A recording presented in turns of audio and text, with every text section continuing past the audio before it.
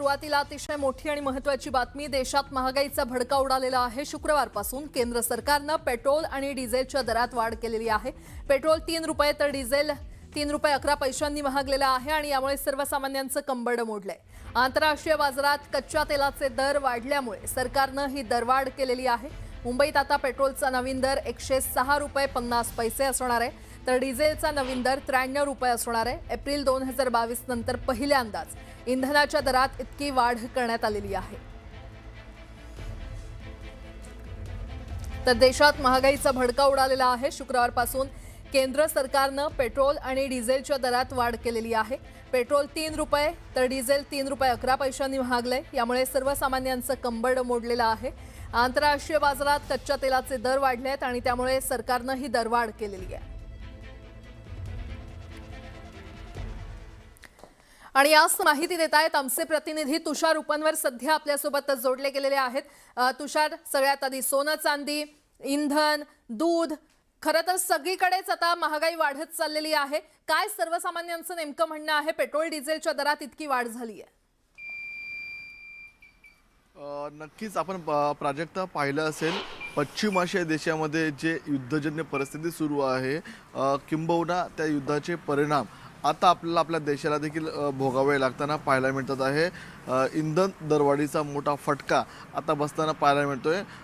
आजपासून आपल्याला जर पाहिलं असेल तर पेट्रोल डिझेलच्या दरामध्ये जवळपास 3 रुपयांची वाढ झालेली आहे। सध्या मी पेट्रोल पंपावरती आहे आणि तुम्ही जर दृश्य पाहत असाल तर सध्या पेट्रोल पंपावरती आपल्याला कोणीही पाहायला मिळत नाही आहे। हीच परिस्थिती आपण जर पाहिली असेल, जेव्हा पेट्रोल दरवाढ होत नाही तेव्हा आपल्याला मोठ्या प्रमाणात वाहनांच्या रांगा पाहायला मिळतात। मात्र हे पेट्रोल दरवाढीमुळे देखील सर्वसामान्य नागरिक आपल्याला या इंधनाचा जो किंमत वाढलेली आहे त्यामुळे जर आपल्याला या पेट्रोल पंपावरती गर्दी कमी होताना पाहायला मिळते। यापूर्वीच आपण पंतप्रधान नरेंद्र मोदींनी जे आवाहन केलं होतं की सोने खरेदी करू नका, इंधन जपून वापरा, आणि त्यानंतर एक सर्वसामान्य नागरिकांना एक शंका होतीच की येणाऱ्या काळामध्ये पेट्रोल डिझेलची दरवाढ होऊ शकते आणि त्याप्रमाणे आता एक मोठा भडका उडाल्याचं पाहायला मिळतं। सर्वसामान्य नागरिक तर यामुळे जर मोठ्या प्रमाणात यामुळे तर सर्वसामान्य नागरिकांना याचा फटका बसतोय। मात्र सद्यस्थिती तुम्ही पेट्रोल पंपावरती जर पाहिली असेल सर्वच ठिकाणी तर आपल्याला तुरळक स्वरूपामध्ये आपल्याला गर्दी पाहायला मिळते। आता एक जण पेट्रोल भरण्यासाठी आलेले आहेत, आपण त्यांच्यासोबत बोलण्याचा प्रयत्न करणार आहोत। दादा, पेट्रोलमध्ये साधारणतः 3 रुपयांची वाढ झालेली आहे, काय सांगाल? काय नाही, चालेल। जी पेट्रोल दरवाढ झालेली ती योग्य आहे का? तर आपण पाहिलं असेल तर काही नागरिक ही पेट्रोल दरवाढ योग्य असल्याचं बोलतात आहे, काही व्यावसायिक देखील आहेत, आपण त्यांच्याशी बोलणार आहोत।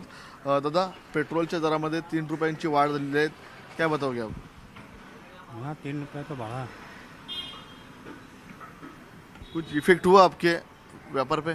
हाँ, इफेक्ट तो होगा ही ना, इफेक्ट तो होगा ही। क्या हो रहा है इफेक्ट? अरे पैसा ज़्यादा जा रहा है, पेट्रोल बढ़ा है और वो तो बढ़ना ही है, पूरी दुनिया में है उसका असर। पूरी दुनिया में तो यहाँ भी बढ़ेगा, कोई वो। आपका डेली कितना पेट्रोल लगता था, कितने पैसे जाते थे और अभी कितने लगने वाले हैं? मेरा तो 1 लीटर में हो जाता, 1 लीटर में हो जाता।